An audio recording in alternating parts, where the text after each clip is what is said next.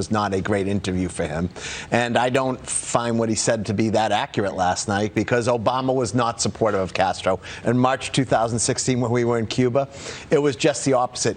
It was about literally bringing new civil liberties and progress to Cuba, and it was about getting human rights and getting the economy back. It was just... Yeah, but it didn't look like it when they were doing the wave. Remember that? The wave. Right, but by the way, I went with a group of Cubans who weren't there for over 50 years. And so it was more like an Independence Day. That being said, I don't think Bernie really was factual. All right, I don't want to bury the headlines. What did you think about the debate last night? I'd much rather talk about all the green arrows going up today. Yes, we got a little bit of a rally underway after losing almost $2 I'm not surprising it was a lot of yelling and screaming, only because we've seen it nonstop. This is our 10th one. There's always been a lot of yelling and screaming. But this is the last one, before Super Tuesday, and actually for 2.5 weeks. And we saw with Klobuchar winning New Hampshire and Warren doing well in Nevada how it can help someone. Wait, Amy didn't win in New Hampshire. You said Amy won New Hampshire. Won the debate of New Hampshire. Oh, okay. I think it was Biden's best night. I think he's going to win South Carolina. He'll get the Clyburn endorsement, and he'll go into Super Tuesday with some momentum. I thought Mayor Pete had a strong night, and Amy had a strong night. The issue I have is that there's still 4 or 5 moderates running, so the silent majority, there's no one that we're coalescing around. And Bernie's going to continue to be the front runner, and he'll probably have a plurality and possibly more than that. So you think Biden gets the support of the minority community? Because South Carolina, we're talking about black voters expected to represent 2/3 of the Democratic primary electorate. Candace Owens joined me on Sunday Morning Futures on Sunday. She said President Trump is seeing the rising popularity among minorities, and that's going to spell trouble for him. Watch this. The stakes are higher, and every poll that you look at shows. I don't care if you're looking at a left-leaning poll or a right-leaning poll, they show that black support for Donald Trump has increased, and that's a detrimental threat to the Democrat Party, who cannot afford to lose even 5 points of the black vote, or else their entire party is finished. I mean, there's no question that the diversity of the Democratic Party is important for us to win the nomination. That being said, we're 8 months from an election, so I don't like to predict where the future is going. We have to make sure we have the best candidate to go against President Trump, and I'm not so sure that will happen because, the field has not been winnowed, so literally 65% of the party are moderate, or 60%, and they're being split between 4 people. Well, Bloomberg can do a lot to go after Bernie Sanders. He landed a few blows last night. Certainly he did better, because after a face plant, you have nowhere to go but up after the last debate. And he's done some damage, but just a note to Bloomberg, you can't buy a sense of humor, can you? No. Not even with $64 billion. As my kids tell me, Dad, you're just not funny. Yeah. They should have told Mayor Bloomberg that last night. See, that was funny, right?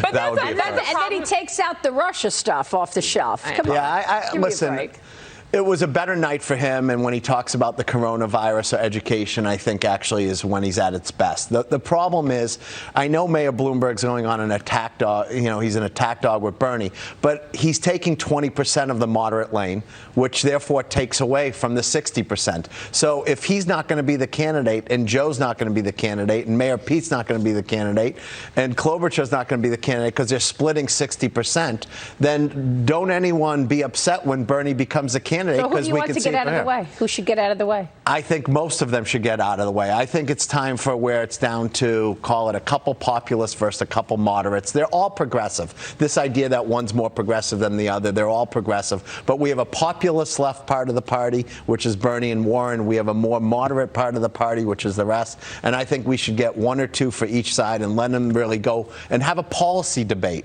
not have an advertisement debate on nonsense. Kagan, this is what I was thinking about last night. All of this fighting and attacking each other.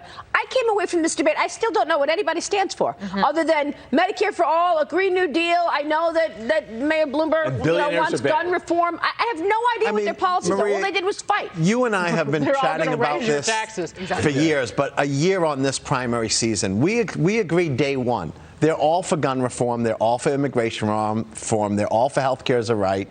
And they're all for raising taxes.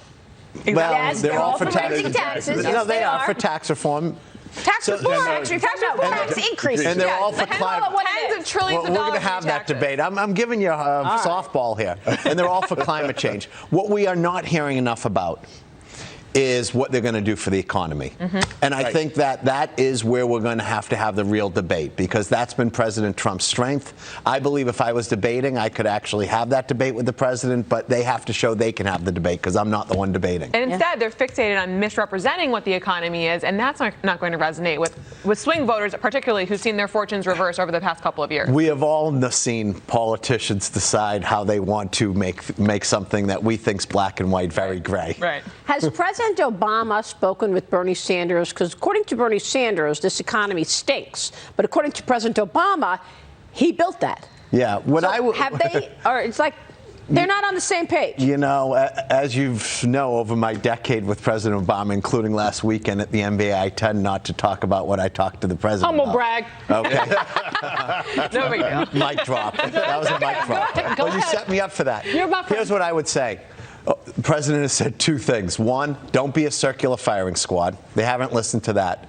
And we don't need a revolution. And they haven't listened to that. So I think his two main things he's talked about, I think, states his case. Robert, great to see you. Great to be on. Such spot-on insights from you as always. And let's talk about the green arrows going up. That's the Yeah, most how important.